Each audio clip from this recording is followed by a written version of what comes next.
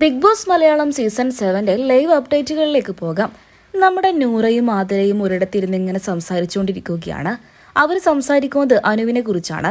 അതായത് നമ്മുടെ നൂറ ആതിലയുടെ അടുത്ത് പറയുന്നുണ്ട്, അനുമോൾ നമ്മുടെ ക്ലോസ് ഫ്രണ്ട് ഒക്കെ തന്നെയാണ്, നമ്മൾ അവളെ റെസ്പെക്റ്റും ചെയ്യുന്നുണ്ട്, അവളും സീരിയൽ നടിയൊക്കെയാണ്, അതൊക്കെ ഞാൻ സമ്മതിക്കുന്നു. പക്ഷേ തെറ്റ് കാണുമ്പോൾ അത് ചൂണ്ടിക്കാണിച്ചു കൊടുക്കണം. അതാണ് ഒരു നല്ല സുഹൃത്ത് ചെയ്യേണ്ടത്. അവൾ പല തെറ്റുകളും ഇവിടെ ചെയ്യുന്നുണ്ട്.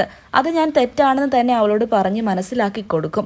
ഇഷ്ടമുണ്ടെങ്കിൽ അത് അവൾ അനുസരിച്ചോട്ടെ, ഇല്ല എന്നുണ്ടെങ്കിൽ അവൾക്ക് അത് തള്ളിക്കളയാം. അതൊക്കെ അവളുടെ ഇഷ്ടം.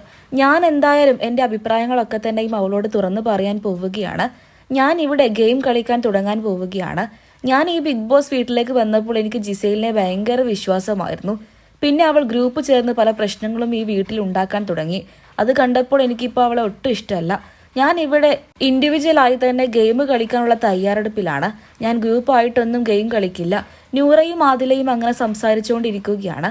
അപ്പോൾ ആദില പറയുന്നുണ്ട് തിരിച്ചു മറുപടിയായിട്ട്, മോളെ നീ സൂക്ഷിക്കണം, ബിന്നി ഒരു കുത്തിതിരിപ്പിന്റെ റാണിയാണ്, അതുകൊണ്ട് നീ മറ്റാരെയും സൂക്ഷിച്ചില്ല എന്നുണ്ടെങ്കിൽ നമ്മുടെ ബിന്നിയെ സൂക്ഷിക്കണം. ഞാൻ നിന്റെ നല്ലതിന് വേണ്ടിയാണ് പറയുന്നത് എന്നാണ് നൂറയോട് ആദിലയും പറഞ്ഞത്. എന്തായാലും നമ്മുടെ നൂറയുടെ ഗെയിം ഇനി നമുക്ക് കണ്ടു തന്നെ അറിയാം.